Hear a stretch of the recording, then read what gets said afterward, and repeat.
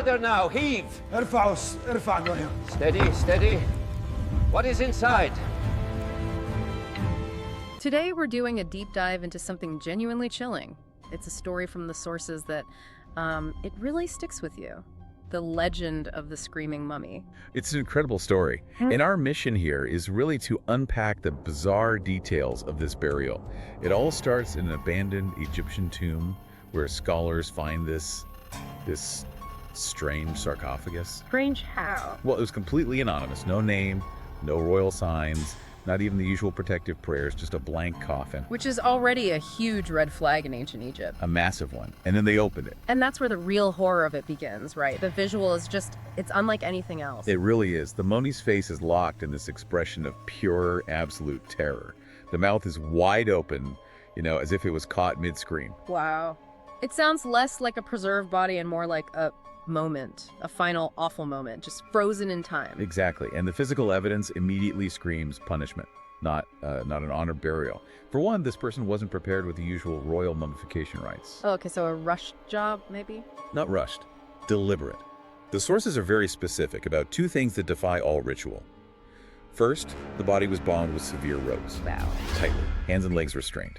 This is far beyond the normal wrapping of a mummy. So if there was no proper burial and the body was forcibly tied up, this leads to a pretty terrifying conclusion. It leads to the central hypothesis, which is just horrifying.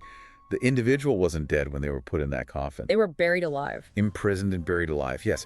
This points directly to an extreme, almost unbelievably cruel royal punishment. For what, though? What could someone possibly do? The sources suggest it was for a great crime. Something so severe that the penalty had to be this final. We have some historical context for this, like the theory around Prince Pentawere, who might have been involved in a plot to kill the pharaoh. Right, so that elevates this from just a ghost story to a window into political brutality. We're talking about a crime that threatened the state itself. High treason, an attempt on the pharaoh's life, something of that magnitude. But it's the method that's so telling. What do you mean? Why this specific punishment? A slow, terrifying death, alone in the dark, bound. It wasn't just about execution, it was about making sure the final moments were pure agony. It's about maximizing the suffering. Maximizing suffering and perhaps cursing their afterlife. Utterly erasing them, ensuring they never find peace. That suggests the crime was seen as more than just political. Maybe something deeply sacrilegious, a crime against the guards, or against the pharaoh's divine It's status. possible. The punishment had to be as brutal and as eternal as the crime was perceived to be. So the mummy itself, this screaming figure, it's not about preservation, it's a warning. A terrifying final statement. It's a showcase of the absolute, unforgiving power of the ancient royal court.